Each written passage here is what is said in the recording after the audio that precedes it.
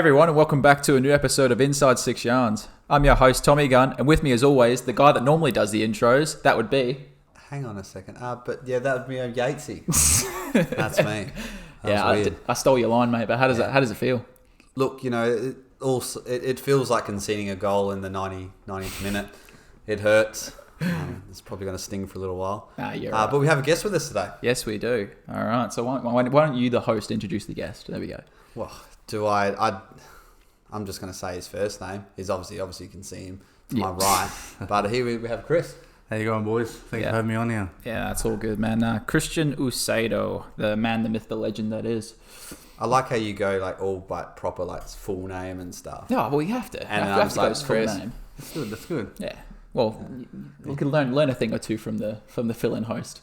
Yeah, but so I think it kind of needs to be. I think me and Chris know each other for a little while, so just first name basis. Yeah. That's true. Yeah. There's mutual respect there.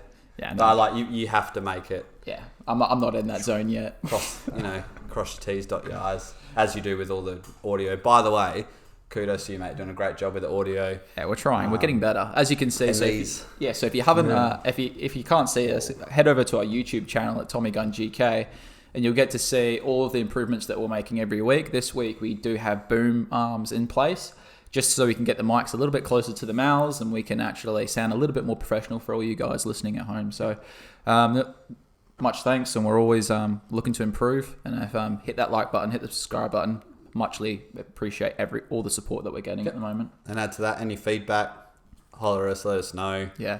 Anything you want to talk about, and all that type of stuff. So speaking about talking about things, let's talk into football. Let's talk about what we love. Yeah. So football's back, boys. Yeah. Yes. It's back. Yes. So obviously, at my club, we've got 2 groups or 3 groups. We divide, do what we need to do. Do a lot of running. Then come back. So I don't know. How about you boys? So it's like 10 people this week or last week, and now it's like 20 people this week. Makes it a lot easier. Yeah. But I started training back with Dinella last week, and it's been good. Apart from the session that I puked in, but talk about week. What about you, Chris? Yeah, no, we just got back this week. I think they were training beforehand, but yeah, didn't really take much notice until they said, this is training. So. Keepers train separately. You had the first team players training one side, under 18s on the far side. Yeah. So yeah, it's good to be back. Oh yeah. Oh, definitely, mate. No, it's good, and it's also good that they've announced dates for football actually coming back on the TV as well. Yeah. So now we're talking A Leagues coming back. We're talking Premier Leagues coming back. Yeah. The only one that's not coming back for me is the Scottish Premier League, which has been completely canned, and Celtic won the league, which I had to have a big cry about. But you still had the the K-League and the Bundesliga, or Bundesliga is second week in now, isn't it? Oh, no idea, mate. Yeah, Bundesliga's back in. Last week, yeah. Oh, there we go then. We got plenty to chat about then. Well, that's it. It's just good to have football back. Yeah. Oh, mate. I know we're a little bit limited what we can do now, but soon it's going to be. Eventually, we'll get there. Once we get the foot in the door, like this is the foot in the door. This is a step. So it's like, we can do this, and it went from 10 people to 20 people, and now it's just like, now we've got contact announced on this day, and it's like, oh, sweet, now we get to hug each other. What I want to know is how long it's going to go for. Yeah, this is the question. The season, yeah. I think So I think going to run it through summer. How is it going to work? With some also the cups as well. Yeah. What are they doing with that? It's one of them things. It's like you kind of don't want to have that flow-on effect. So like if we did do a full season and it creeps into, it will be the cricket season here. So if it creeps into cricket season and all of a sudden the cricket season's a bit longer as well, but instead they might just consider like a half season, then it gets cut off, and then I think they're going to have to. Yeah. And I think they're going to have to do the cut off. It's obviously a lot of hard work with Football West and all the other football organisations out there throughout Australia, worldwide too. It's not just them; it's the city councils as well. Well, they exactly. Have big say in everything. Yeah. No, for sure. But look, I think I'd be interested. They wouldn't do any promotions this year, would they? Well, if they do a half season, how do you do home and away games? Well, you can't. Yeah, it's very, very difficult. Yeah. Very, very difficult what those people have got to do. So, and then in that case, if you're doing no promotion stuff like that, state league like we're in, like the players actually get paid. That's it. And also too, like you think most clubs, how they make their money. Yeah. Bars is bar and canteen facilities.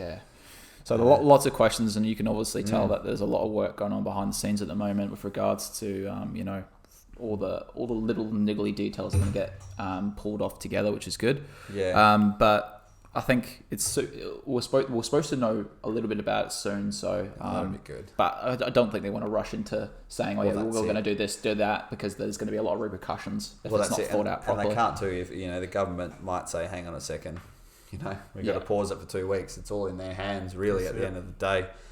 So so look, it's great to be back. So I'm just having trouble with my extension cord with my headphones here. It dropped before I made a really bad noise. So I'm just going to tuck it in my pants in my pocket. So just remind me, boys, when I stand up, so I don't take the whole table with me. I'll take the hit from that, mate. I didn't. No, that's okay. Didn't dangle away your cord for you, mate. It's in the sky rocket. Don't you normally just tuck into your pants anyway, or do you tuck into your sock normally? I just let it hang. It's all good. Yeah. So look, it's great to have football back, but. Chris, again, we'll touch back to the start. It's great to have you on the show. Thanks for giving us your time. Oh, cheers, boys. Pretty much, man. There's obviously, you are a well-known goalkeeper in Perth. A lot of people do know your name. A lot of keepers know your name. For all the global listeners out there, they may not know you. May or may not. We could do a cheeky hint and throw in a few of the videos we're going to throw in soon. But yes. So Chris, plenty of videos to watch. Just. Mate, tell us a bit about yourself, your career, where you started, and where you're at now. Oh, well, how I started? Well, originally, I didn't like being a goalkeeper. I didn't like it one bit. I grew up in a period growing up, we didn't play soccer. Yeah. Funny, being South American, soccer wasn't our thing. We were more into basketball and boxing. Because of our father, we went back to South America, about 97. Yeah. And it was the day I was sitting down, I was watching England play against Chile in Wembley. Ooh, good game. And it was the day Salah scored 2 goals, beat England 2-0 in Wembley. And ever since then, I fell in love with it. But being a goalkeeper, that came a bit further down. Yeah. But it was just the experience, everything was different in South America. Football's different, everything's different there. It's funny that with the different countries, how, where you play, whether goalkeeper, defender, attacker, wherever, the style of football through different countries is completely different. I don't think it was more style. I think it was just the love for it. The love, So it's more of the passion, a religion. Yeah, it was just crazy. Yeah. It was a totally different experience. Yeah, yeah. No, like you go to the UK, and when I lived in the UK, it's literally everything's football. Football is literally your life. All you have is work and football, and then potentially rugby as well. People like rugby as well, but it's just football. It's just there. But then you come to Australia, everything's about AFL. And it's a competitive. You got AFL, you got cricket, you got all different sports. Yeah, so it's not just the one. It's quite diverse here, which is good. Especially, it's just good that there's lots of different sports out there, and they're all celebrated, especially in Australia. Lots of different sports. I'm gonna hang up on it. Just the only time football, this is a real bug of mine. West Australian, all we worry about is 2 teams. That's Fremantle and West Coast. Yeah. And in the paper, West Australian paper, on the back page, it's always got to be something about Free or West Coast. I think when Man United came over here, I think it was a 2nd or 3rd page from the back, and it was 2 pages. Oh my gosh. You go over to Sydney or Melbourne, it could, whatever makes the news in boxing, rugby union, rugby league, whatever, that's the front page. But over here, unfortunately, look, kudos to those boys. Well, it is. Look, and it's a good sport. Kudos to those lads. That's, they're obviously going through the same thing we are at the moment. Yeah. It's a hard sport to play. It's completely different to what we do. Totally different. They're stealing our name, but it's I guess they are kind of glorified goalkeepers, don't you reckon? Yeah, you could look at it that way. The 18-yard box extends to the whole pitch. Yeah. The transition from AFL to playing AFL to a goalkeeper, there's a lot of good things that you take. Oh, yeah, definitely. I reckon it'd be much easier transitioning AFL to goalkeeper than goalkeeper to AFL. Oh yeah. So mind you, I wouldn't mind the hits. That'd be really fun. That's the fun bit for me. Have you seen that guy on YouTube? It's gone around YouTube that reacted to all the hits and bumps. I think it was an American guy. Yeah. I think it was wearing a North Melbourne shirt. Yeah. He got right into it. Yeah, that's brilliant. Nah. But they do cop some big hits. Yeah. Do you know the one thing that I really love about AFL with regards to the big difference between that is the respect for the umpires. Mm. The umpires in AFL are very well respected, and you don't see much arguing at all with regards to that. Go to football. That's part of the passion. If you it's big that's difference. Part of the passion. That's what makes you know. It's just it's quite funny how it's so different for two different sports. Yeah, but don't they get a fine or something if they say something to them? Well, like 50 meter penalty or something like that. Yeah, but like, how does that work with football? fine. Yeah, 5 meter. Yeah, if you take a free kick 5 meters. Well, to be honest, to be an umpire in both sports would be pretty difficult in amateur level to, top level. Yeah, for sure. Yeah. No, it's definitely difficult. The refereeing position in all sports is always very difficult. Mm. Oh yeah, refs are not my best friends. Some of them. You get some good ones. But, you do. They can. There's no in between with them. There really is. They can either be your best friend or your enemy. There's usually no in between. Yeah. But they do, like, most of the time they do a good job, and you can't. I wouldn't want to do their job. Exactly. No. Yeah. Exactly. So it takes a special person to become like one of them places, and you just go about and like you can't do the game without them. So that's it. You kind of need them. Yeah. Well, so Chris, touch with back. So we're speaking about South America, different trends over there, and the passion about football. When did you come back here, and when did you start wanting to be a goalkeeper? So when we came back from South America. We were there for about 6 months. Yeah, I think. Pretty long holiday. Very nice. We were there for a bit, and came back and enrolled to play for Armidale Soccer Club. Yeah, good on Armidale. Yeah, I was there for about a couple of years, and then at the time there's a large population of Chileans here.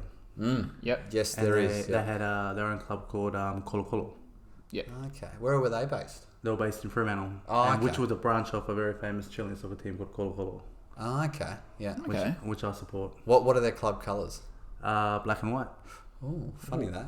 Isn't Fremantle City black and white, or is it free? Because I know there was two, but I think they've merged with three. No, they're like maroon now, aren't they? You had Fremantle City that were like maroon, then you had Fremantle United, and then you had True Glory, which all three are pretty sure combined together in the end. Yeah, because they look like a maroon colour. Yeah, I do remember seeing Freo with the black and white. I know Swans were as well. Yeah. So it was, I was there. I played their juniors for a while. Yeah.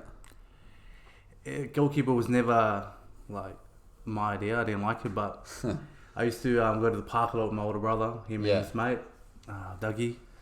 And obviously I wanted to play, but you have to be the goalkeeper. And I'm talking these guys were smashing it at me at a young age, and I just wasn't scared. I'd take their hit, and I'd cry. Some of them would hit me in the face. But I did it. And then one day, one of the goalkeepers in the junior team got sick. And they said, "Do you want to play in goals?" And it took an argument. Yeah. But I said, "All right." I think the day it was the day I got a dog. Okay. The lady goes to me, "If you play in goals, you can have this dog." Oh, really? It was a puppy, and I wanted the dog really bad. I think I would have gone in goals straight away. Bloody oath. And I jumped in goals, and I think it was that game. Played a blinder, saved a penalty at a young age. It was incredible. And ever since then, I enjoyed playing in goals, but I still preferred not to. Yeah. So I was always playing goals if I had to. Whereabouts did you play on the pitch? I used to play. I was either playing centre defence or up front. Isn't it funny though? There are two positions that goalkeepers. Yeah, like they when predominantly play. It's I would in the be. back line. I'd be in the. Well, I started off as a defender, then was a goalkeeper. But then as a goalkeeper, you're like, you just chuck me up front. Just put me up front. It was different age groups because I was playing I was about 11. 11 playing under 13s. Okay, so you'd be full size. That'd be full size goals. goals. That would be. Yeah. So I was always jumping backwards and forwards.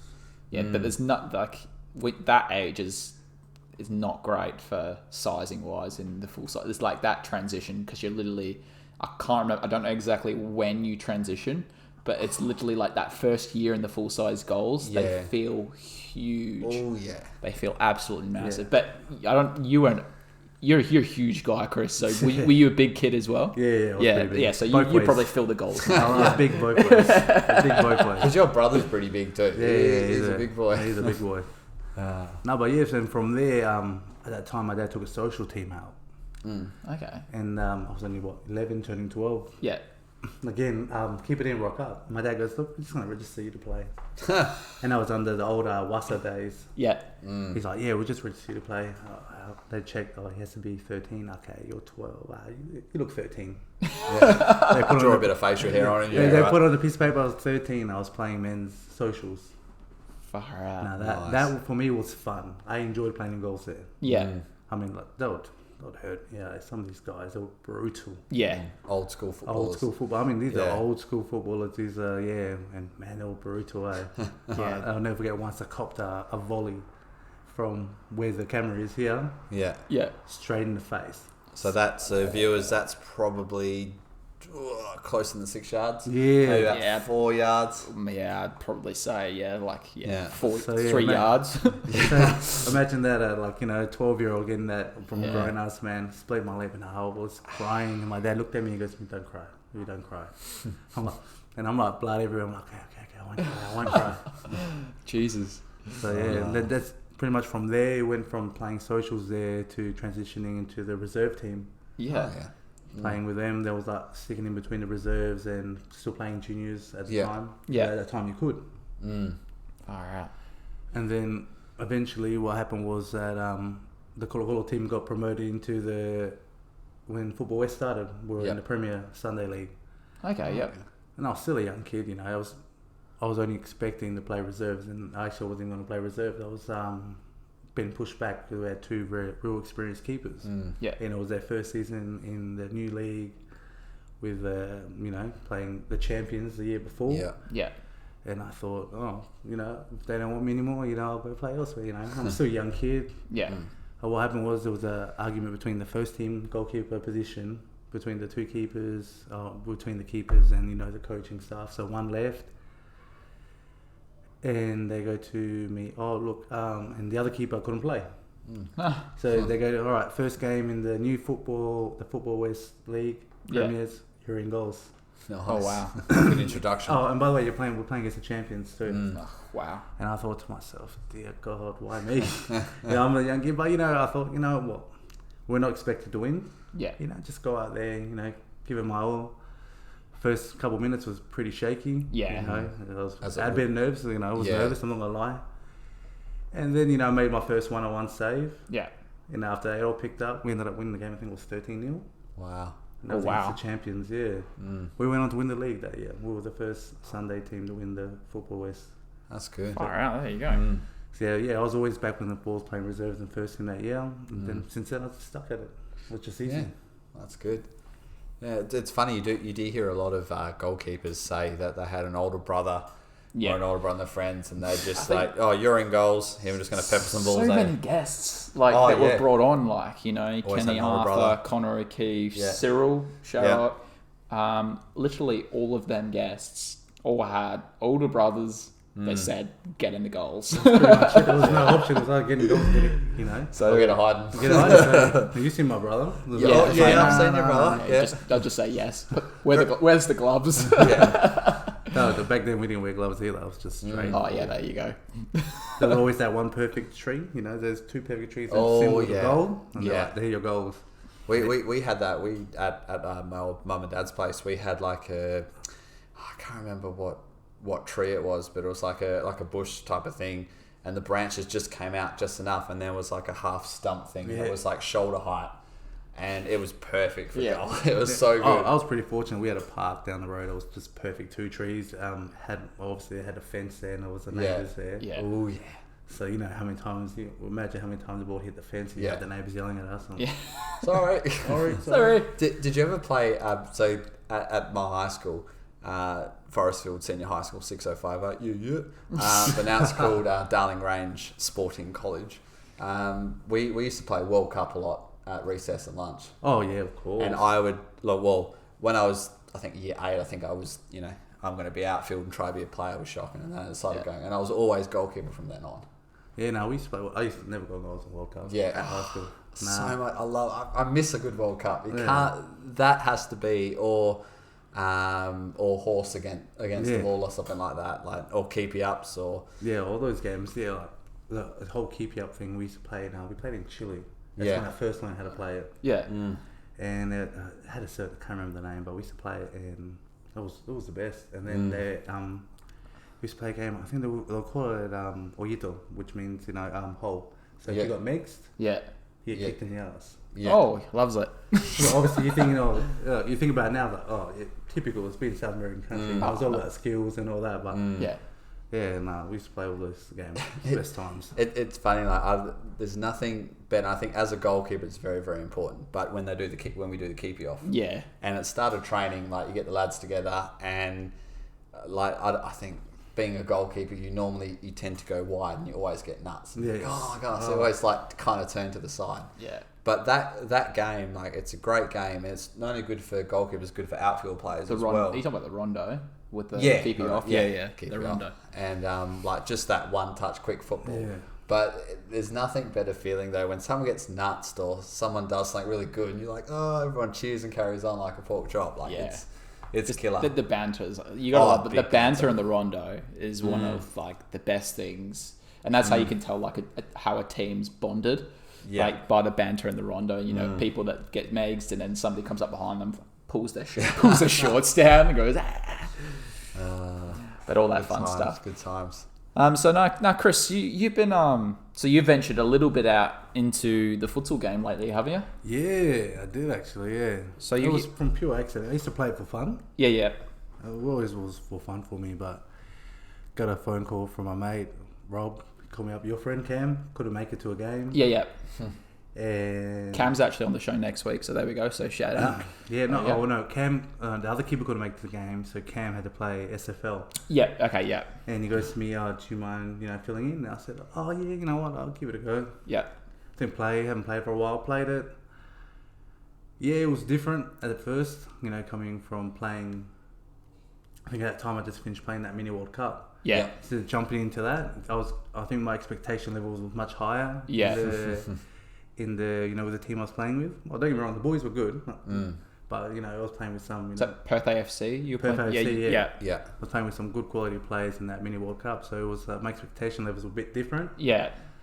And I played and I thought, right, it's fun, it's cool. He goes to me, "Come next week." I said, "Oh yeah, maybe. You just give me a call. If you need me, I'll play. If you don't need me, I won't play. I'm pretty easy." Yeah. I think that following week Cam didn't play. Yeah. So I went and played that one as well. Yeah.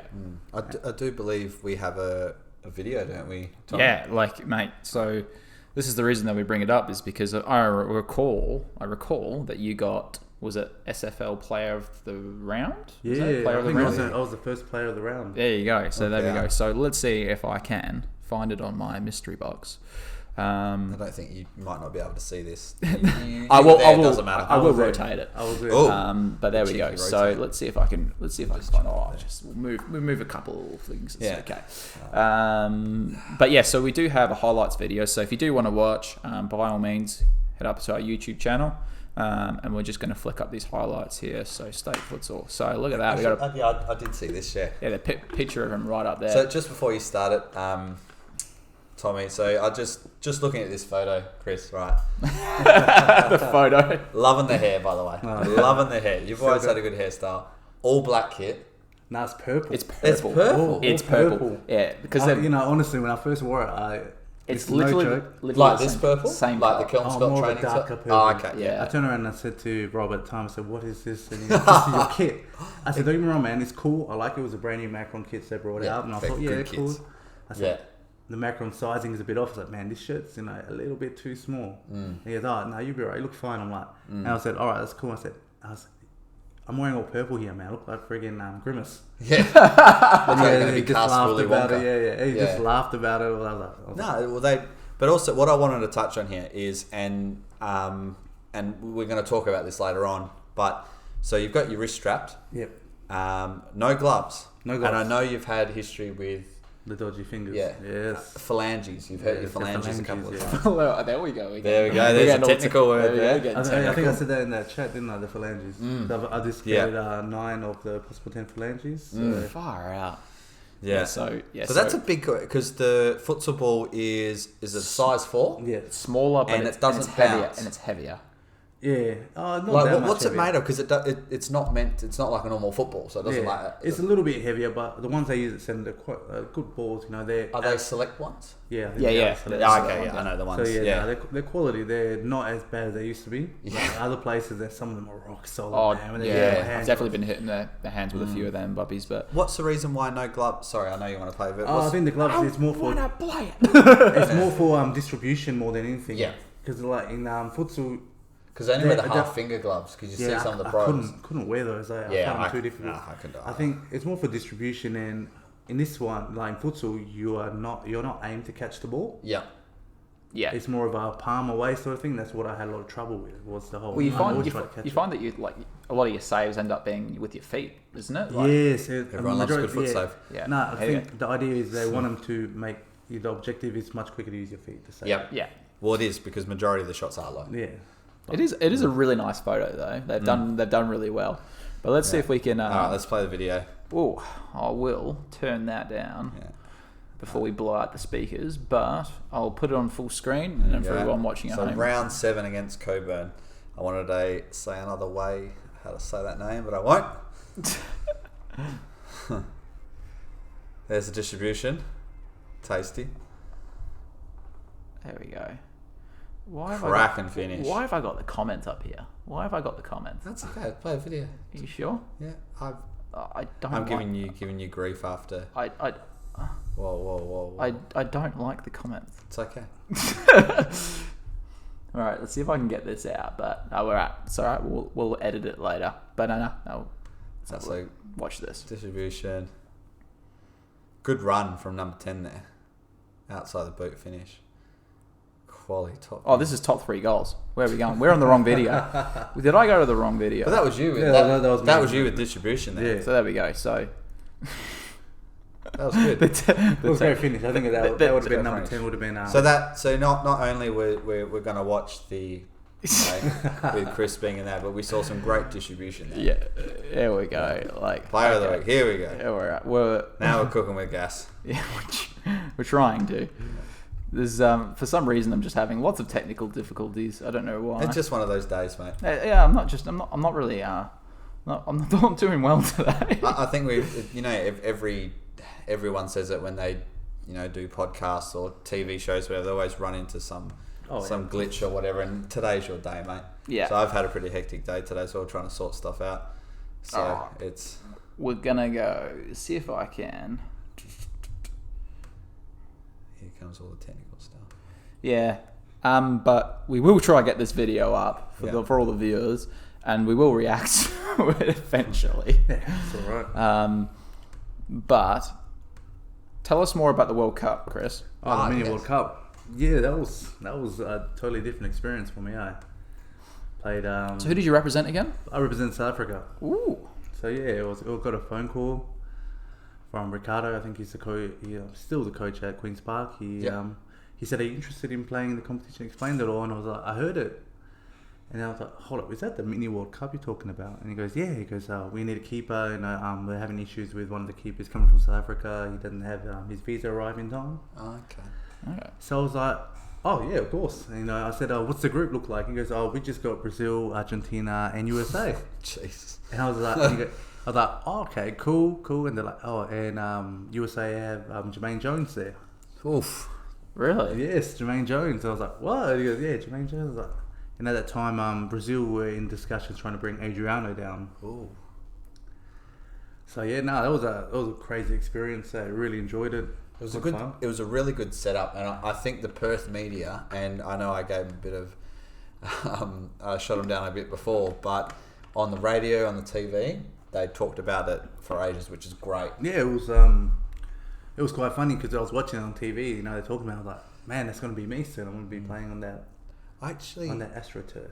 Yeah. So what was the size of the pitch? It was like a normal futsal pitch, maybe a bit bigger. Yeah. Okay. Yeah. It's not too bad. And it's did you just have an 18-yard box, or did you have a circle? It was a square. Just square. One single okay. square. Yeah. So, just having a bit of. So what we're going to do soon is we're going to pull up. I think it was a highlight of one of the games here. what we're going through. What gloves did you wear when you were in the World Cup? I wore STLs. Ooh, what was the cut? I had the black contact latex. The all black? The all blacks, yeah. They're nice, they are. They were the gloves that I chose to wear in the competition. Did you get a kit or? Yes, they gave me the South African kit. Yeah, I had a South African kit, number 31. Nice. Is that your choice, number 31? Or yeah, is it's that my choice. Yeah. What was the reason behind choosing number 31? That's my two daughters' birthdays. Oh, that's really cool. I like that. What, they're both on the 31 or third and one's first? 11th and the other one's on the 20th. Oh, there you go. Oh, cool. So I can't just like I like that. That's so cool. yeah, so 31 was the choice number, and I've stuck with it ever since. Yeah. So that's wherever I play, I said, look, I'll play, but my shirt has to be 31. It's very what's unique because a lot of goalkeepers. Look, I'll put my hand up on one of them. I like number 1. That's just for me mentally when I go out on the pitch. That's I'm number 1. I've got a job to do. That's what I got to do. But 31, man. That's. Yeah, well, look, that's good. I've gone through different numbers. Normally I would wear number 1, but like, what do people say? Oh, number 1 is. People say, oh, it's a bit of a burden wearing number 1. So it's just a number. Well, yeah, that is true. But then with your case, with the 31, that number represents something. So when you go on the pitch, not only you represent your club, but you represent your daughters as well because you've got a memento on your back. Yeah, so 31 for them. Yeah. That's good. Do the kids get to come watch you play much? Towards more last season they did. Yeah. But last season was more of a bust for me last season, and that was due to personal reasons. But it was not. Don't get me wrong. I thoroughly enjoyed playing socials. Socials was a different feeling. That's for sure. I would say. I've known Chris for a while. I know what's been going on and stuff like that. But sometimes, I would say socials is at some stage a lot harder than some of the other divisions because you don't know what you're going to get with a team when you rock up on a Sunday. Oh yeah, that's it. Yeah, that's for sure. Like one round we played them, they were, average. Next minute, they have like different social teams. They pull in place. You come play here, Yep. So yeah, look, it was a different experience, and it was thanks a lot to a lot of boys, the social team. They made me feel really welcome. Like PJ and. They're to be honest, the social boys they were good boys. Good bunch of lads. Yeah, I know who the lads you're speaking about. Yeah, they're really good bunch of lads. They were good guys, And all right, the technical guys got it back. Oh, so apologies for all the delays, guys. You shouldn't have watched that video before. Yeah, the naughty one. The naughty one. I had to delete all the history. You, that was annoying. Was that? No. Okay, sorry. All right, cool. Here we go. So this is player of the week. Yeah, well, player of the week, Kristian Usedo. Let's have a look at these highlights. So I love the spread. There we go. I've got a hand save in there as well. Oh, look at that foot save. You do a pretty good splits for a big guy. Yeah, not too bad actually. And top-notch distribution there as well. Yeah, there we go. Led to a goal. That was a quality finish. That was Jukic, ex-Perth glory boy. Yeah. Like I like to call him, he's the number 2 draft pick. I'm number 1. Love it. So shout out to you, Jukic. No, that's a great video. I'm glad I finally got it working. Good. But yeah, no, man. Just speaking of that, so obviously you played a lot of outfield and then you transitioned to the futsal side of things. Was it difficult? Did you find that you were trying to do things that you shouldn't be doing? Or I think some of the goals I conceded were just pure mistakes. Rob would always be on my back. It's easier if you just use your feet. Yeah. But then you go from playing futsal and then going to outdoor training, and you got Stewie saying use your hands. Yeah, because you're currently at Kelmscott, yeah. So the goalkeeper coach at Kelmscott, Stu, and he's definitely an old school hands guy. Yeah. He loves if you can use your hands, use your hands. So yeah. It was real hard to transition between the two. Yeah. But I'll find it. Eventually I got there in the end. Hence why the splits and all that, and I figured that out. Yeah. It's also it looked really it looked good. Saves, it looks good when you get it right. Especially the all purple kit. I've got it wrong once or twice before too. Yeah, and obviously I have the boys from AFC. They'll give me a lot of grief about it. As they do. But that's just it's all part of the learning though. You got to. Unfortunately, as a goalkeeper, the only way you can really learn is by conceding goals. But nobody likes to concede. I was pretty lucky. The group of boys I was with at AFC, they were good. They were good band, so you know what I mean. Yeah. Well, that makes a big difference, doesn't it? When you're with a good bunch of lads, no matter what division or what sport or whatever you're doing. Yeah, that's it. Good group of lads that, you know, you could be an average Joe Blow team and you can come off pulling off worldies, you know what I mean? Like, it's, if you're with the good boys, it definitely makes a difference. And then you got Rob coaching him. He's a good guy, Rob. Yeah. You know, I said to him, look, I need to improve on this. He goes, yep, you can do this and this. And then he'll start getting real technical. Like, I think it was one game where we gave away 5 fouls and it's a penalty or some sort of... Because that's a futsal rule, isn't it? Yeah, it's a futsal rule. And, yeah. I looked at Rob and I said to him, we're playing top of the table Murdoch. Oh, yeah. Oh, and I looked at Rob and I looked at him, I said, what's this rule? And he goes, what do you mean? And I go, oh, I've never done this one before. And I looked at another goalkeeper I used to play with back in my Southern Spirit days, Lachlan. Now he's a ref there, and I asked him, I was like, oh, Lockie. And he's like, what? I said, what is this rule? He goes, oh, this way you do this and this and this. I said, I'm allowed to come up to the D. And then he goes, yeah. I'm like, cool. Well, the guy did it. He missed completely. And I turned around and I looked at the guy. I said, you looked in my eyes, and he goes, no. And I'm like, actually, I'm just lying, man. I had no idea how this thing worked. And I just winged it on that one. So a lot of rules a lot of things I had to figure out myself. Like, I was like, Rob, you didn't tell me this happened because I thought you knew. I was like, no. Yeah, because there are a lot of few different things. He goes on with his technical things. So what do you want me to do, Matt? And he goes, just do what you do best. Stop the ball from going in. Stop the ball from going in the net. That's what we do. He goes, best. I don't care how you do it, as long as you do it. You know.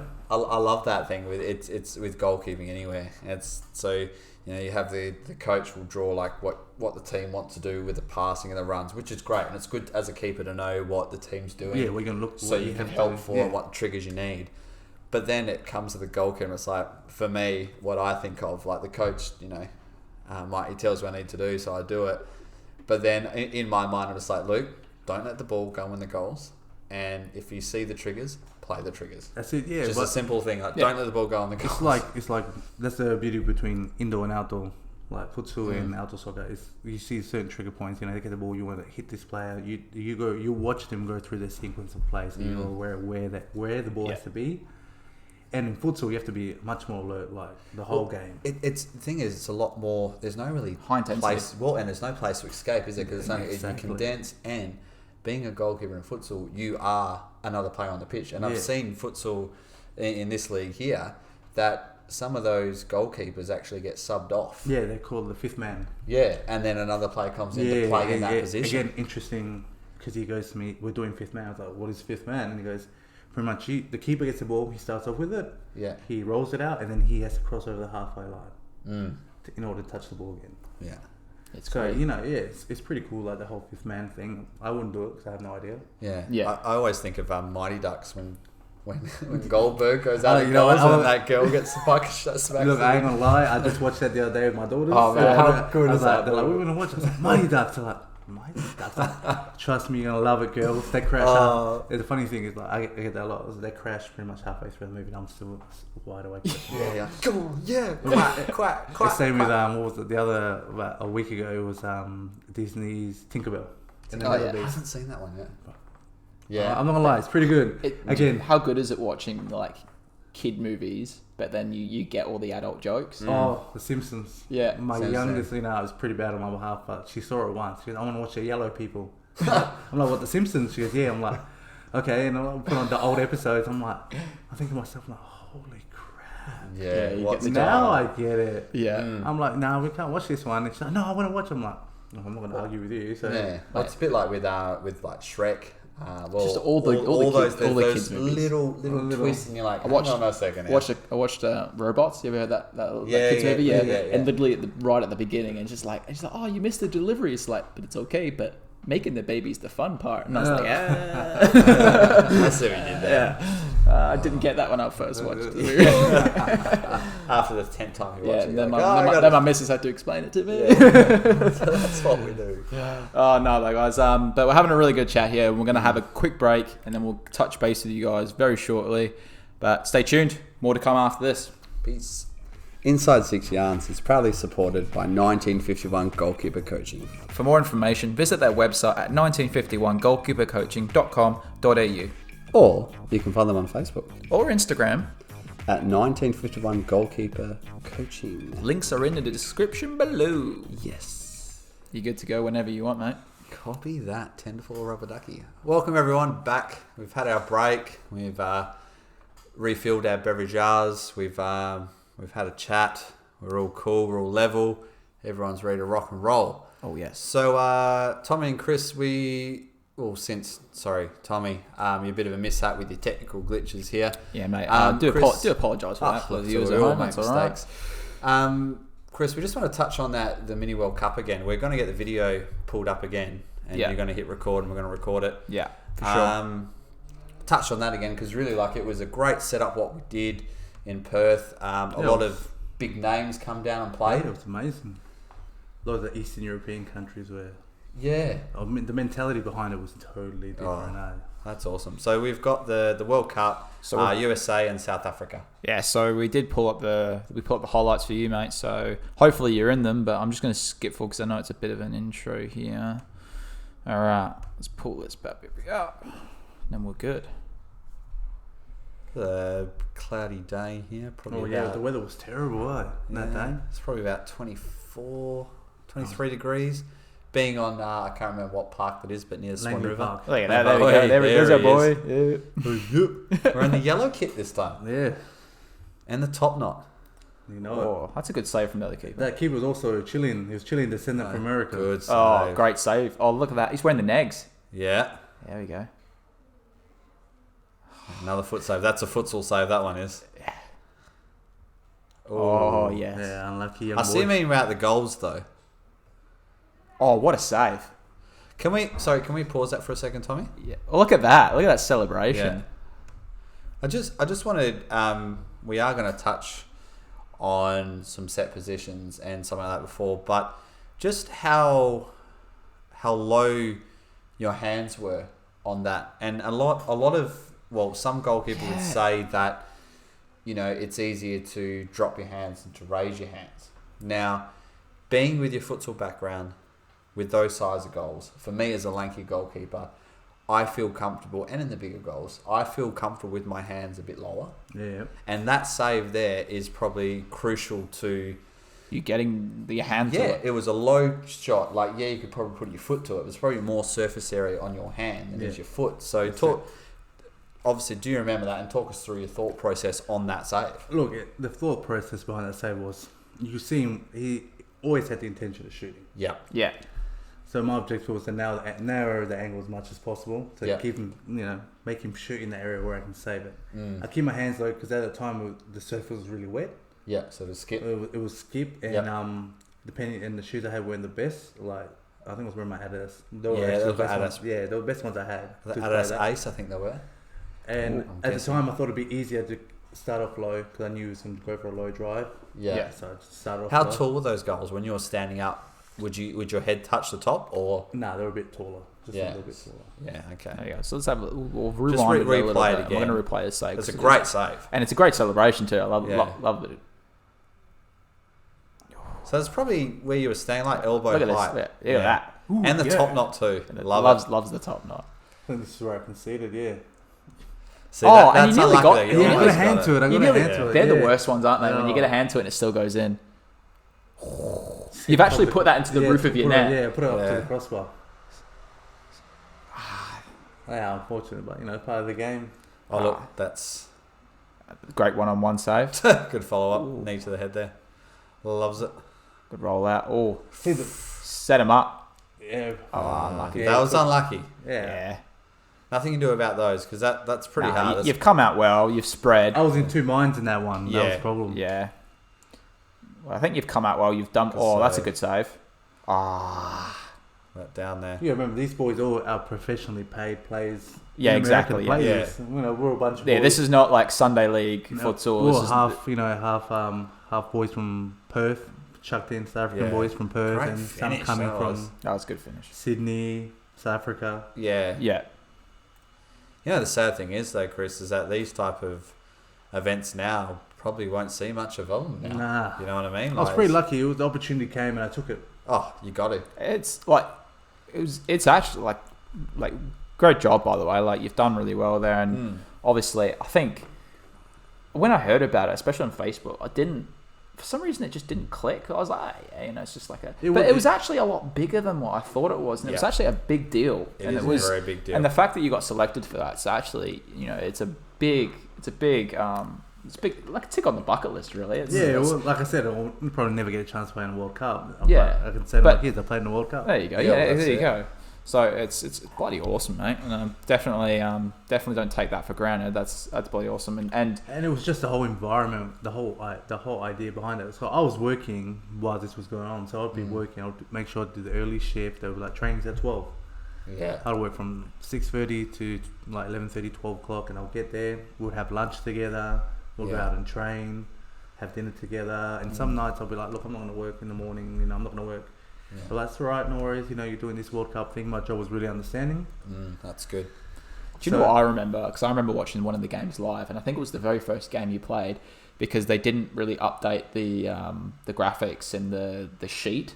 But for some reason, the commentator thought you were the other keeper, which was that was that game. Yeah, De Silva. So we didn't. Yeah, and all I heard was, "Oh, great save, De Silva." I'm like, "What the hell is this guy doing?" Yeah. It was funny because I was walking up after the game. We were walking up the stairs, and I said, "Oh, you're the commentator, aren't you?" I think his name was Craig Elston. And he goes to me, "Yeah." He goes, "Man, you got my name wrong. That's not my name." He goes, "Oh, my name's Usedo." He's like, "Oh, sorry, mate." And I was like, "No, that's all right." He goes, you played really well, had a laugh about it. Yeah. And I think he gave you a good shout out in the next game. He's like, players to watch out for. Kristian Usedo. Usedo with another great save. That was I was pretty lucky. USA, they had Jermaine Jones there. That was, you wouldn't believe all the people getting pictures with him and all that. Oh, yeah. It's. I even made a little cheeky comment to him when we were playing. He tried to do a little cheeky catch me off guard. Yeah. And I just turned around, smiled to him, and said, "It's not the World Cup, baby. You might have scored in the actual World Cup. You're not going to score against me." And he just looked at me with that, and he just smiled. He said nothing and smiled. That was it. That's class. When they smile back at you, and I guess it doesn't matter what level you play, but that just little smile is like, good one. Yeah. But just watch out. Watch your back. The quality that team had was good. But them and the Brazilians as well. Yeah. But a lot of the Eastern European countries like Ukraine, who else was there, like Czech Republic, they were quality teams, though. Yeah. They are. Well, the thing with those teams, though, like they just that's kind of their bread and butter, those close quarters. Yeah, they were bred for that, You wouldn't believe in their whole system of changing and all that. 5 on, 5 off. That quick. That's it. And with that type of mini World Cup, it's almost a little bit like ice hockey type of feel. Yeah. You know what I mean? Like that, they all push up together. Yeah. And I guess you say futsal mentality. You're not, just because you're a defender doesn't mean you're not a striker. That's it. Yeah. You know what I mean? Like you can change the game in 2 seconds. There's so many differences. That's why it's like I think that's why it's no longer like the indoor soccer kind of thing. It's futsal. It's a different sport, and I think it's earned its own right in that respect because. It is so different, and the skill sets are very different to that of different outdoor player. And it's like, speaking of, obviously we did touch a little bit on it before the break, but there are definitely the differences between a futsal goalkeeper and an outfield goalkeeper. There's a lot of significant differences in there, but obviously for you, Chris, moving back into your role at Kelmscott and playing there now, how does that affect, your training side of things? Do you feel like you're looking at things differently, or do you feel like you're having to concentrate more on what you're doing with your feet, with your hands? I think definitely concentrating more, but with other things as well, like some moments, in a 1-on-1 I'll go down a bit too early. Playing futsal now, you have to be upright when you so working close quarters, I think it's paid off. But it's just a transition, certain things you would go down with your hand for a save in outdoor, but in futsal you go out with a leg. And I think, I can't remember what the team's called. It's it's one of the Italian name team. And their keeper is phenomenal with his legs. I mean, this guy. There's a few really good keepers in the SFL. He just uses his legs. I'm just like, man, doesn't that not hurt? Like the stuff he does. How do you do that? Yeah. And then you got obviously like the best goalkeeper in that league is that Glenn Sheldon. Yeah.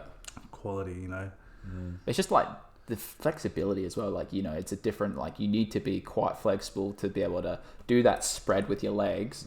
And also just being smart in general, like constantly switched on. And that's, for me, I used to find that hard that I'll doze off, For me, I never took it seriously until we start, he's like, you need to do this, you need to do that. I'm like, Rob, and I'll be like, oh, so this is for real then, no? Yeah. He goes, well, like I was saying before, it's like with, with futsal to normal football, you don't get that chance to hide. Like you're in that close quarter game, and a shot could come from the goalkeeper. The shot could come from anywhere because it's close quarters. And that's it, yeah. And I wouldn't believe some of the I've taken, we had that conversation before. I've taken quite a few to the crutch. Yeah. And I'm talking that would be, that's especially with that futsal ball being a little bit smaller, a little bit harder. So obviously the impact's smaller. It's a more defined. Yeah. But the trajectory of the ball too, because obviously, like if we've spoke about at the start, the futsal ball, it doesn't really bounce much. It's a size 4.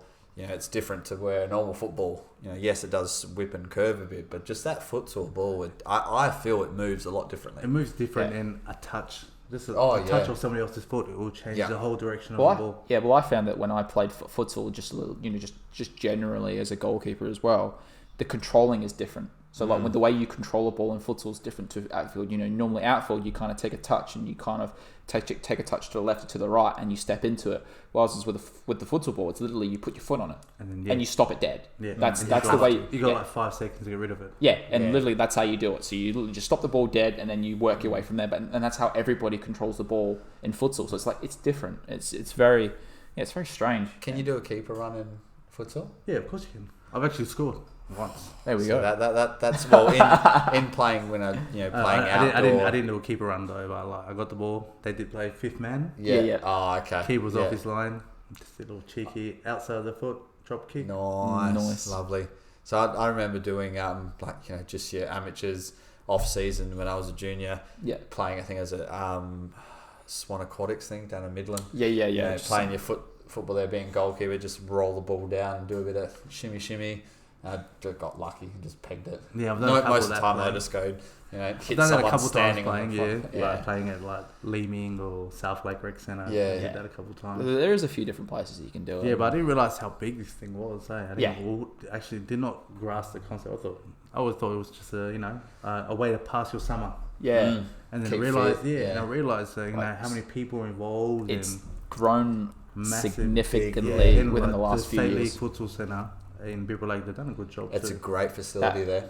What's it actually called? It's called the Pro Futsal Centre. The Pro Futsal Centre, they've done an awesome job there. Like the whole setup, and now they've got the Macron shop in there. Which is good. Which in like you come leaps and bounds. I played there a couple of times, and from seeing it before to now, the work the guys in charge, they've done phenomenal. I wonder how with all this coronavirus, how that's going to affect. So Futsal League. I think they're back to training, but limited numbers. Yeah. Because I guess they're a bit lucky. They're kind of they're in their pre-season now, aren't they? No, the thing was that we didn't even get to finish the year. No, it's like so like their seasons are off season. I think. Yeah, I think that goes into a lot of a week or two. Yeah, a lot of outfield finals. Yeah, a lot of outfield players tend to play. Well, tend to do futsal during the off season. Yeah. But the SFL does do a winter club, don't they? They used to. I don't think they do it anymore because of the numbers fluctuating because of outdoor. Yeah. But then but it is huge. They do the juniors. I'm pretty sure they do the juniors all year round. That's good. They do. It's a great setup over at the Pro Futsal Centre, and you get some big crowds there. You get a good feed, and I think when we played Murdoch, it was. I got red card of that game. we're getting into That's not like you, Chris. What are you on about? I wouldn't get into how it happened or anything like that, but the crowd there, it's just the whole atmosphere, it gets you, we got 2 red cards that game. We were 1-1 against Murdoch, who were top of the table. We were doing well. Something happened, we won't get into details, but, unfortunately I saw red. Their keeper saw red. Our main striker saw it. I did hear about this. Yeah, so I did get some insider information. It was quite. I feel bad for all the viewers listening. Tell us more. Tell us more. So I think just need a YouTube. It was funny. They didn't even put that video up. Oh really? Yeah. I didn't see it. I was trying to look for it too. We're in the moment. Yeah, of course. Just trying to. They're not gonna. they're going to be smart about it. They're not going to try and encourage that kind of stuff as well. No, we obviously we don't condone that stuff. No, we don't.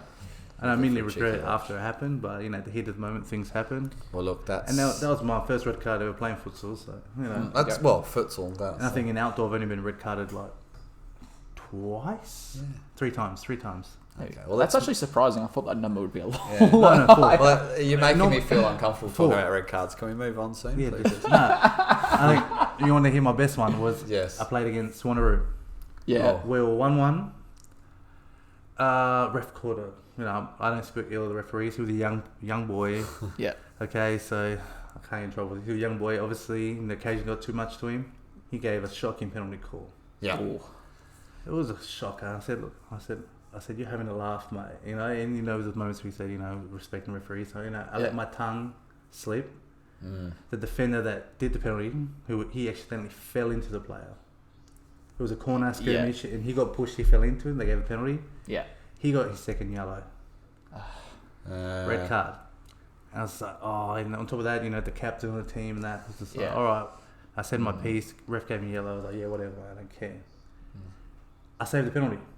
Woo! Yeah. Everyone's like, yeah. Ref blows the whistle again, comes up to me, bang, second yellow. Stepping over the line. And I said, for what? And he goes, stepping over the line. I said, you're having a laugh. Are you sending me off for this? And he goes, yeah, red card. Wow. And at this point, I was like, what? You're joking, right? You're going to give me... Yeah. He's like, yeah, mate, you stepped over the line, this and that. And I made it worse, like, I had video footage. I didn't even step off the line. He goes, no, I saw you stepping over the line, red card. And then another player said something he shouldn't have said, red card. And so that match from being 1-1, 3 red cards straight off the bat. It's hard, like, you with referees, they have a hard job. Yeah. Controlling 11 players. You would honestly, you would have thought common sense, just gave this guy a yellow card. Well, it is to the referee's discretion. It's any level of sport, any sport, any level, a call can affect the game. Significantly sometimes, even one red card, especially if your team's 1-0 up and then they get a red card, or it can completely change their tactics, because they'll go from being a team that wants to go out for blood to go kill the game off to, oh crap, well, one player down now, we need to protect this 1-0 lead. And how many Premier League games have we seen that when it's been a red card, especially derbies like Man United and Man City? There's been a red card, and then the dynamics of the game in the first 8 minutes have changed. Yeah, you just need to it is, but like we touched on, the refs.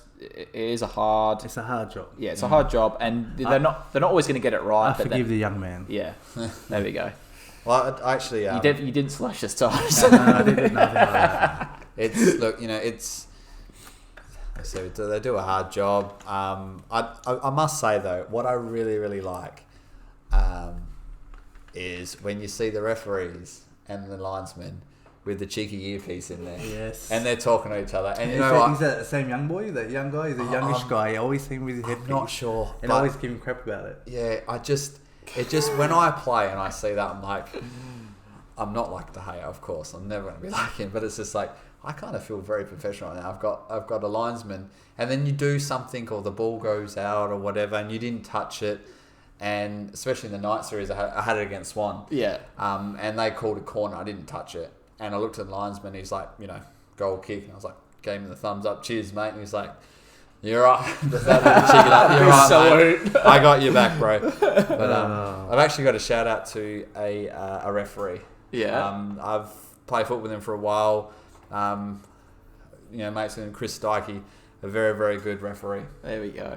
So shout out to him. The first referee shout out on the show. Yeah. There we go. He's a good bloke, good referee. Don't give him a red card then. No, I think he's actually given me a yellow card. I'm not sure. I'll have to speak to him later on, but he probably have written down in his book. Yeah, watch out for this guy. There's probably a lot of referees, especially for us, to be like, watch out for these guys. Mate, Chris, I can imagine you being in several referees' books. Oh, look, it's not for foul play. No, it's for my mouth. Yeah. Did you see that picture that SDL put up about Cyril. And the old photo? Yeah, it had an old photo. Like, you couldn't really see who it was. Yeah. And just, like, Cyril's look on his face. He's, like, looking down. Yeah. And the referee's, like, pointing at him. Yeah, well, that's normally what I get my yellow card for, is arguing. Yeah. So, but you learn that over time. You do. It's a mature thing. Just, you can't change his mind. So, speaking of maturity...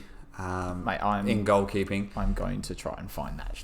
Oh, okay. I thought you were gonna do I was gonna do a cheeky intro to what you're gonna do. Mate, next. no, I'm finding that cheeky. Speaking of SDL, did you see the nut shot of that? I think it was like under 16 goalkeeper. Yeah, can you show that? Young boy. Oh, I felt his pain. Damn. Was that at the Kelmscott training? I don't know. I think he commented where it was. But that is a nasty shot. It looked like it was like above board. You can hear it. That's the sound effect. Yeah. I'm putting this one up again. So rewind this.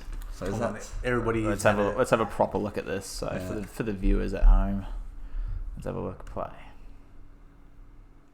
Oh, didn't get his hands on it. Poor guy. Well, let's be honest here.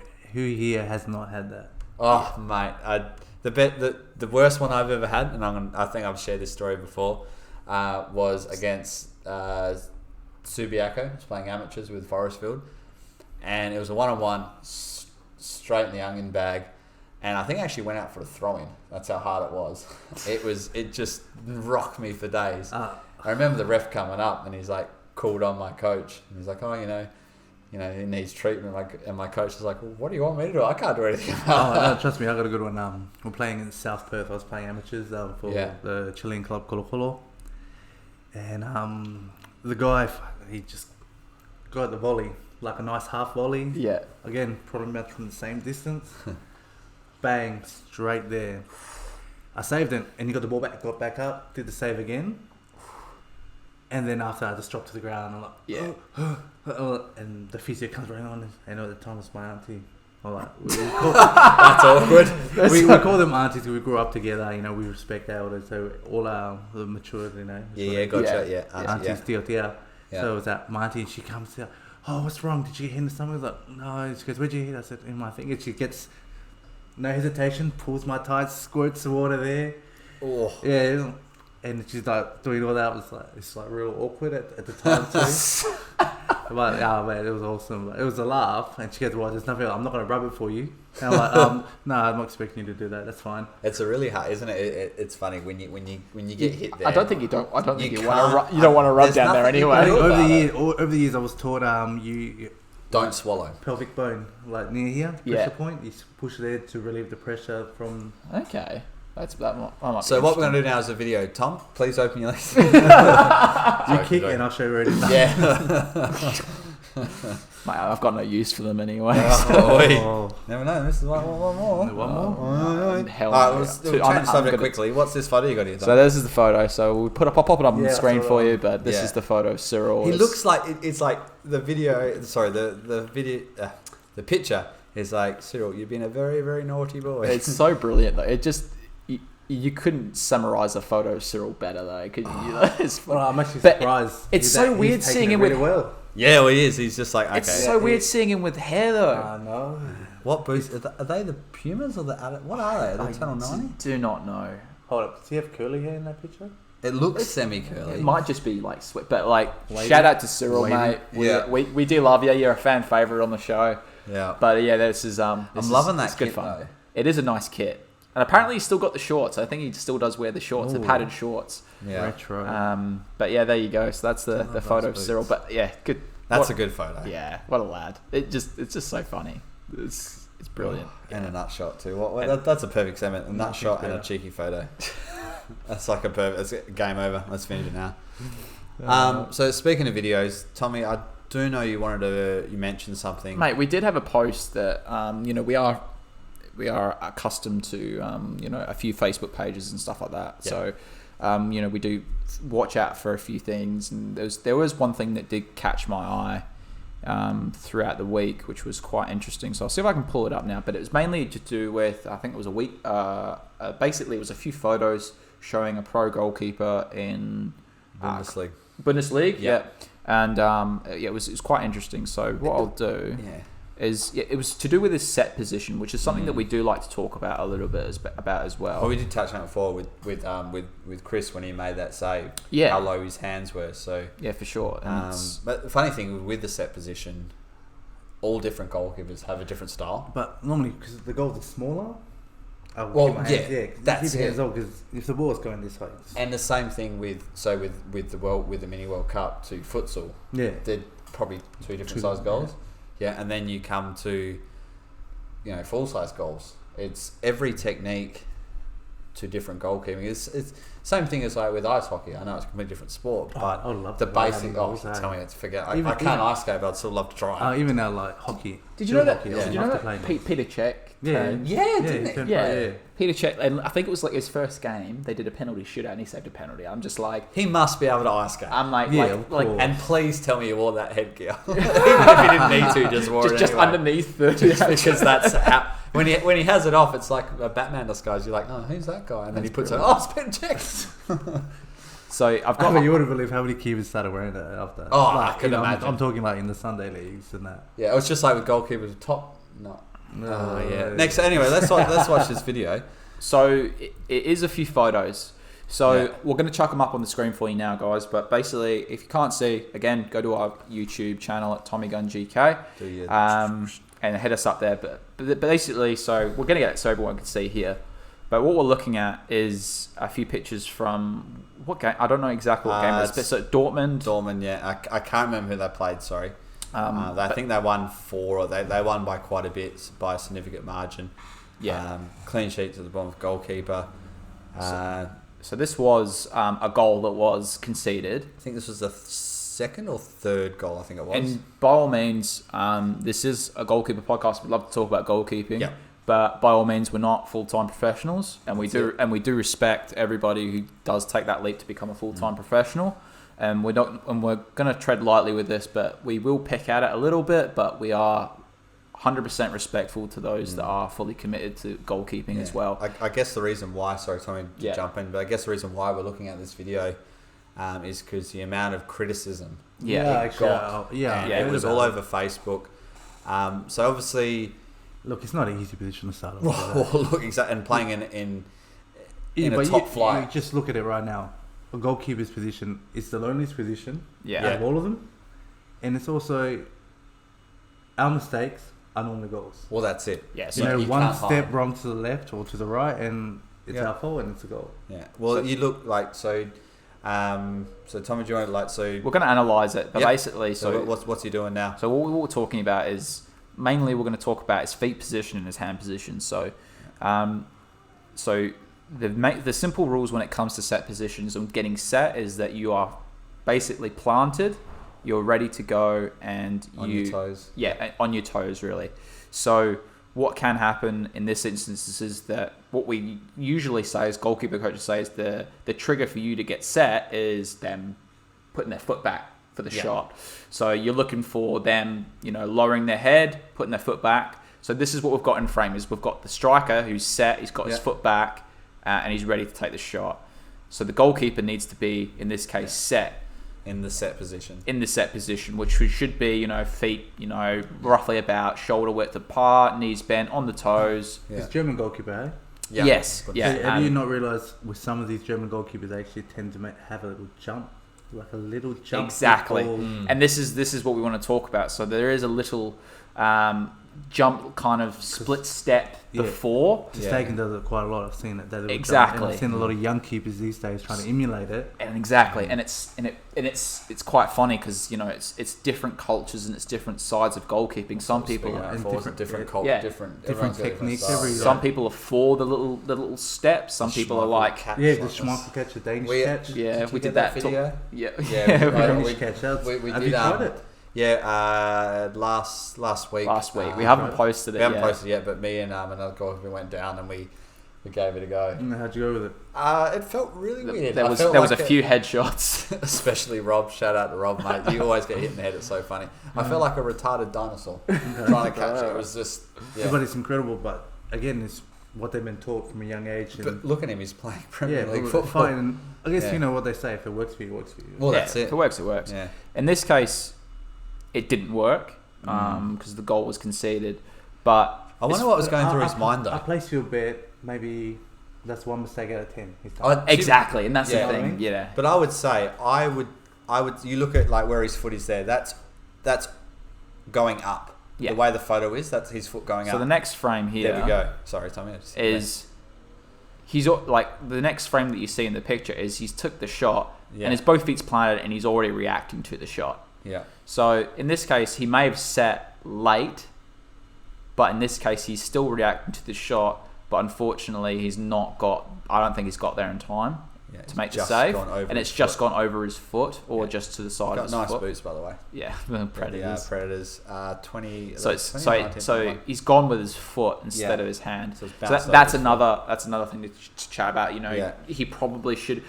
In that instance, it's a hand save again all the day for me. But like again, it's where you see. Have you not seen De Gea prefers to use his feet and shots like that? Sorry, I'm gonna take over technical. I'm gonna go back to. We'll go back a frame. Yeah. So you can see he's caught between two minds. He's watching the ball. His hands just below his knee. His foot's out. Yeah. But he's also aware of the defender that's coming through as well. Yep. Yeah. So I think in that frame that you were just at. Yeah. So we'll go back to that frame. Yeah. That frame, he is literally making that split second. So we're talking millisecond of a millisecond. I'm thinking he's stuck between two minds. If the shot comes through, is the defender going to come through? He's going to knock it the opposite way. There's a lot of factors in that photo. In that millisecond, he has at least 50 and this is the funny thing that we chat about. Is this goalkeeper is thinking about all these possibilities. It's a possible scenarios in milliseconds. So we're not seconds, milliseconds in his brain. He's trying to react to this. But don't you do that before games? Like before I play, I think of every possible scenario. Yeah. Before they shoot, there's every possible scenario you look at the attackers, you size them up and go, okay, well you watch him warm up. He's right left foot, yeah. I don't know. Some games I walk out and I'm exhausted. And people are like, you're a goalkeeper. How are you tired? I'm like, physically I'm not tired. Mentally I am drained because having to be switched on for so long. Oh, definitely. I just want to touch on this photo here, Tommy. Sorry. So I'm looking at it at a different thing, like with the technique and stuff, because I'm not probably the best technical goalkeeper, but I have a feeling that the way he's stepped now and his position, he's looking to take off. Yeah. So look, I think I think that striker's scuffed it. Again, the German technique. If you looked at him, and if you look at other German goalkeepers like De Gea, Neuer, they do the little hop and then their hands swing back first. If you look at his hands, they're swinging back. Yeah. I guess it's just the way they're taught. That generation is taught. Yeah, there is there's a lot of and I have seen and there's a lot of different preferences out there with the hands set position beside, and I've seen it because they say they kind of use the momentum of that swinging motion. Do you know what I call that? Yeah, I call that the gunslinger, because you're like ready to go. and it's literally like that. So look, everyone's got their own techniques and how they're taught, and everyone's taught differently. But in saying he's unlucky though. Yeah, like look, the guys. When you watch the real footage, like it minute over his foot, and with the Adidas Predators, because they've got the little, I think they call the devil. Yeah, I know, right? They call devil skin, I think, on the front of the new Predators, which are awesome. Demon skin. Yeah, demon skin. If he got a little nick on that, forget about it. That's look. If you would have saved it, we'd be talking about it. Well, that's it. Exactly. But that's what I mean. That's an unlucky bounce. And that's what I mean. Again, unfortunately, being a goalkeeper, you're always going to be under scrutiny. There's always going to be somebody out there saying, "Oh, you could have done that better. You could have done that." And I've actually had a trainer game where a coach said to me, who was on my back, he goes, "Oh, you should do this. You should do that." I'm like, "Yeah, I'm trying. Unfortunately, it's the first time playing with you guys. Oh, you need to do this better." It got to the point where I was like, "Mate, I took my gloves. I said, have them playing goals. I'm done."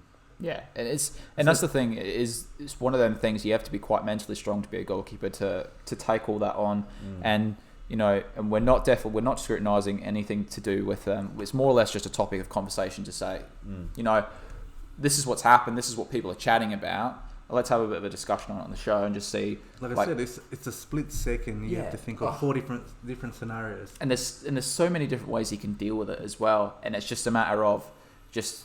Unfortunately, let's be honest here. None of us had that issue. If I had moved my foot to the left a little bit more, I would have got it. Look, if I'd moved my hand a little bit more higher, I think if we've all made those saves that we're meant to do, we probably wouldn't be sitting here. We'd probably be playing internationally. Really, when you think of it. When you think about it, it's like you're always going to have that issue with mistake. They're going to be scrutinised because that's the only thing they can fault him on. Exactly. They don't talk about all the good saves and all that keeper may have made that game, or all the great distribution. I think I read it. Casillas.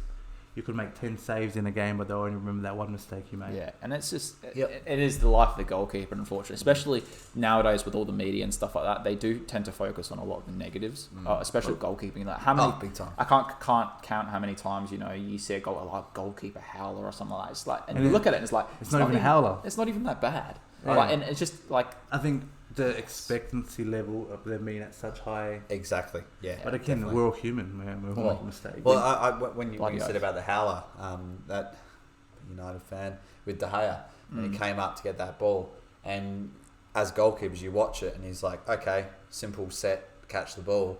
But in his mind, he's like, okay, I get the ball, I land, where am I going? He's already thinking about the next thing. Yeah, and that's what I mean. That's what a lot of people don't understand, that you're not thinking about the first move or second, thinking about the third and fourth move. Yeah. So if you see where the game is being played, and I get this ball, play out here, we'll play there, and we'll go. But as a goalkeeper, like for me, I see that mistake being I like De Gea, and I'm like, wow, he is human. It kind of makes you just kind of humbling, and how he's bounced back from that. Because I think 2 games after that, he made some incredible saves. Yeah, but that's just a pure mentality of. It depends on the person. It's a mentality. Yeah. And obviously they're paying his wallet quite heavy, so he needs to step his game up as well. That's it. Well, that actually brings me to the topic that I would like to speak about, Tommy and Chris, is the mentality of goalkeepers and young goalkeepers. And we've touched on this on our show many, many times. Yeah. Because, we are a podcast for the keepers, by keepers. And I'm pretty sure all 3 of us have been through this. I had commenced training on Tuesday.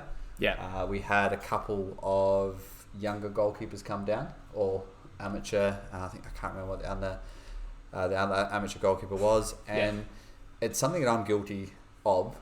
I've worked my way out of it. I've grown out of it, so to speak. But at training, you make that. You might make a half save, and it goes in, and the keepers get frustrated. Bang your hands on the ground. I've done in games. You can actually quite hurt yourself. I've done it before where I've missed it. I've kicked the goalpost and I've actually broke my foot. I've actually broke my hand punching a goalpost. Yeah. And I actually played. That's why I used my feet. Yeah. That's because I was an idiot. Metal studs. I was an idiot, and got frustrated, punched the post, broke my hand, and had to play the last 2 or 3 games of the season with a broken hand. Yeah. There you go. Nice. So solid. I think. Yeah. So what have you done that before? Because so I know you've had troubles with. Look. Yeah, it all depends on the mentality of the player. Look, I learned over the years, make a mistake, you get on with it. Yeah. I think one of the coaches I had as a junior, then he was my senior coach, goes, no matter what happens, you go out there with a smile. Hey, just enjoy it. You know what? Yeah. And it's always stuck with me, because regardless, if you make a mistake, there's no point dwelling on it. It's already in. Yeah. And that's why I try to teach it. Where one of the young boys getting real frustrated, upset with himself. I said, look, it's done, it's happened, forget about it, let's move on. Yeah. And that's it. And especially in training, you need, this is why we train. We're going to make mistakes. We're going to do stuff. We're going to concede goals. But again, that's why we train. This is what we do. We've got to learn. So we made a mistake. Okay, what can we do to rectify it? Or it's a good shot and you go, great shot. I've always been a big fan of you train how you play. So you adopt the same mentality as you would at training. Agreed. I've got in trouble for that a couple of times. Yeah. But you just it's the same. You make a mistake at training, or you let a ball go in. You go, crap. All right, no worries. You move on and you make the next save. Yeah. That's it. And so with that, I struggled with that for a little while. And my goalkeeper coach, and he knows who he is because he's listening to this, but he just said, look, it happens. Yeah. But what your reaction to that? And this is what he told me. So, you can see the goal, your reaction, you're on the floor, you're kicking the post, punching the goal post, you're banging the ground, you're swearing, whatever. How's that going to affect the other team? Exactly. How's it going to the other team go, this goalkeeper's rubbish, look at him? It's not so much that, but it affects your whole game. Oh, it does. It does. Your whole mindset after that. Yeah. For sure. And and this is what it was like a diamond. I was like, ooh, a diamond moment, because on training on yesterday, a little bit sore from it. Shot came in, bottom left, very similar to your save that you made on that video we watched. I got a hand behind it, but just wasn't enough. And it just, I can still see it now. I just didn't get enough palm behind it. Yeah. And I was frustrated. I was like, oh, well, yep, it's a goal. A few of the players like, oh, unlucky, whatever. And I was like, said to the guy, I think the guy was Russo that's had a shot. I was like, great shot, like bottom corner. I can't save them. Didn't get enough on it. And then I got up and was like, okay, next one's a save. Next one's going to be a save. Yeah. And next one-on-one, great save. So it's that you make a mistake or it's one mentality. goes in. Yeah. Mentality. You got to go, okay, let's move forward. And it shows your team gets confident, your coach gets confident. There's nothing worse than your teammates seeing you lose it in goals because they lose confidence in you. Exactly, yeah. And they're not going to play the ball back to you. They're going to feel shaky. And for young keepers out there, you're going to make mistakes. You're young. That's it. Even the professionals make mistakes. So we all make mistakes. Yeah. Don't throw your toys out of the cot. Just look, make a mistake. Look, definitely after when you're on the drive home, play Hello Darkness, my old friend. Your mum and dad can look that up for you. I can't remember who sings it. But, have 5-10 minutes to yourself to think about it and work on it. Talk to your goalkeeper coach, talk to your coach, how you can improve on it. It's good these days that clubs have goalkeeper coach. When I was coming through, nobody had goalkeeper coach. Exactly, yeah. So it's good. But now to Yatesy's favourite bit of the show. Oh yes, and look, I'm going to say it, Tommy. We have to make it quick because we got 8% on your iMac. So we are heading to the last bits of the show, but we always like to finish the show with some cheeky questions. So first one, Chris. Yep. What is your favourite goalkeeper or football movie? Yeah, football movie. To be honest, I have not actually seen I thought you were going to say Frozen. I was going to say, no, that is incorrect.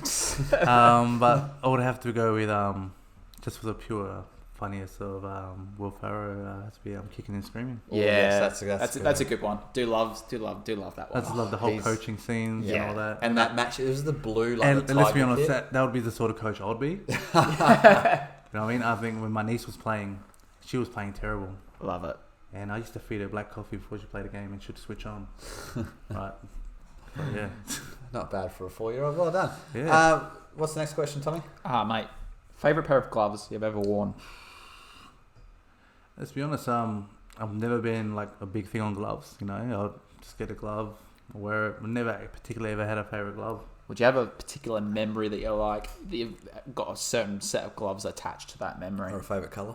I normally, every year, I would always give away my gloves at the end of the season. Yeah. I'll give it to a young kid, junior, whatever, they would have it. I'm not attached to gloves. Okay. That's good. Actually, if you want to say what my favourite would be, the pair I have now, my specially made glove for my hands. Oh, yes. So we will throw a picture up there for the viewers at home, but they are a specially made glove, which basically was it the pinky and the ring finger are one, so you can tape your finger because you've got a few finger problems, but that's great. Dislocated one week and the week after. Yeah, there you go. So I laugh just because I know the story behind that. So I'm sorry, Chris, but I just think it's awesome. Big shout out to STL for making them for me. I asked him. I said he asked me, "Are you going to play this season?" I said, "Look, I'm looking right now. Probably not my hands." And he goes, I said, "Can you make me a special glove?" He goes, "I'll make you a special glove." I said, "Then I'll play." There you go. So just shout out to that, mate. The top bloke, and that's what he does. Yeah. For Chris, so Brilliant. Get behind him, please, boys and girls. There we go. And last question, mate. Oh, that's got to be me. Oh, boots. I was going to say what colour underwear you're wearing, but we'll go with boots. Funny story. I can't wear black boots. I've worn them a couple of times. Yeah. But I'm not a fan of black. They've always had to be a colour, preferably white. Yeah.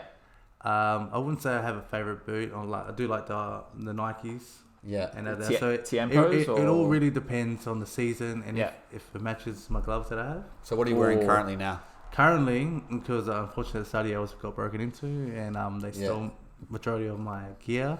Jeez. So there's someone rocking some good boots at the moment? Yeah, pretty much some good. Yeah, so currently I'm wearing a pair I bought about 3 years ago. So I feel sorry for that person. That is if the person that did rob you, and happens to play a certain league that you play in. If you see those, I feel very sorry for that player. But so what are you wearing now? So at the moment I'm just wearing Pumas. Pumas? Yeah. Puma Kings or Evos? Puma Evos. Oh, okay, yellow. There we go. Yeah, good boot. Good boot. They're a boot that don't really get much. Well, obviously they're quite popular, but they don't really get much airtime in Australia. Really. Oh, they're getting more airtime now. Raheem Sterling just signed a new deal. Oh, did he? Yeah, so Puma's definitely come a long way. They've come up. Yeah. But the popular boot being the future, the future. Because they're quite light. Though, Under Armour. Yeah. They're the ones that got stolen. Yeah. Didn't even get to wear them. Damn. There's another boot that's quite light too. Yeah, I just thought something different. They had the black and white look. I thought, yeah, give it a shot. It's not about. I think I know. Well, we've got some guests, some foreign guests jumping on the show at the moment. But yeah, like I know the boots you took. Because was that the newer ones or one just recently? Yeah, the one just before. I think Memphis Empire was wearing them before. Oh, okay, yeah. They're not a bad boot. I've always wanted to try Under Armour. Yeah. Like I can't go past Adidas. But then you realise Under Armour did gloves as well. I think Fraser Foster wore them for Southampton. Yes. Yeah. They're starting to come up there. It's we actually watched. Yeah, we watched Fraser Foster wear. That's that's right. Yeah. Old mate. In goals. I said a naughty word. Yeah. It's gonna have to be beeped out. Sorry, Tommy. But he is creating more work for me. Yeah. Boy. Yeah. Well, your batch is gonna die. So naughty boy. Yeah. All right, well, everyone. Hold on. I have a question for you. Oh, okay. Favourite goalkeeper? All right, for me, obviously, it's David De Gea, and then go Peter Schmeichels and Oliver Kahn. Oliver Kahn. He used to love his attitude, eh? Well, to be honest, one of my favourite goalkeepers growing up, you might not be aware of him, but he was actually one of Rangers' really great goalkeepers. His name was Stefan Kloss. That's going back a little bit, isn't it? Yeah. So this is when I was a kid, and I used to watch him as a young kid, and he was an amazing goalkeeper. But one keeper that I have watched grow from quite young goalkeeper at Rangers to now an older, experienced goalkeeper at Rangers, being Alan McGregor. He's So yeah, he had a young career there, and he also had now he's back in his 40s, still smashing, still a good keeper, still amazing keeper. So there you go. Any more questions, Chris? What about you, Chris? What's your favourite goalkeeper? Man? Me, when I first went to South America, I fell in love with it was a goalkeeper outfit I fell in love with first. Okay. It was a all yellow goalkeeper outfit, real retro. I think I still have it. I bought it as a kid. And the keeper was cool. Like he was a real nutcase sort of keeper. What was his name? He was they called him Ramon Ramirez. He was a goalkeeper for Colo Colo. Okay. He was a real out there keeper, you know what I mean? Okay. Gotta love those South American kids. Oh mate, you got yes, some classic. Naughty. Yes, some classic. Love those kids. I think I've mentioned a few times. Have you guys ever seen the Venice Sarsfield one? Chilibert used to have the bulldog on the front of it. That was a cool kit. We have talked about retro kits, so hopefully soon we might get one. Yes. Hopefully we can get someone sorted. Maybe we'll do like a special episode wearing some retro kits. Oh, there we go. So, and just quickly, Chris, before we end this segment, do you have any more cheeky questions for us you'd like to ask us, and we'll do something different? Ooh. Do you have a cheeky question for Yatesy and Tommy Gun? Well, you already asked one. So, all right, who do you think is a better keeper out of you two? Oh. If I was the first team coach and I had to pick, who do you guys think would have the upper hand? Well, I would say whatever would be your discretion, and also would determine who we're playing against. I'll take the hit and say I'd probably say experience of Yatesy is probably a bit more than mine, so I would probably say Yatesy over me. But there you go. Look, to that's be what honest, I would say. I'll take the hit there and be Tommy Gun. I've got a cramp after saying that. I would. Can we end the episode there? Yeah. Look, to be honest, that's thank you, Tommy. I appreciate that. But I think both of us have different strengths. That's it. So it depends on the day and depends on who we're playing against.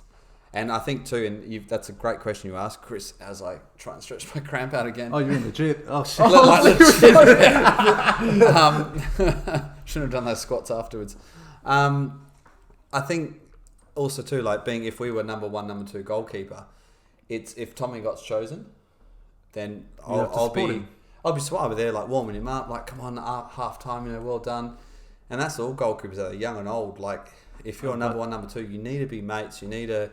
And that's something that's lacking a lot. Yeah, I agree. A lot of keepers. I'm not number 1. I want to go elsewhere. I'm not being number 2. But I believe to be a goalkeeper is all about chance, really. You're going to take the opportunity if it comes. He's number 1, and then he gets injured. It's your chance to shine, and you might have a great season. He won't get another look in. Yeah, exactly. It all depends. It's all about luck.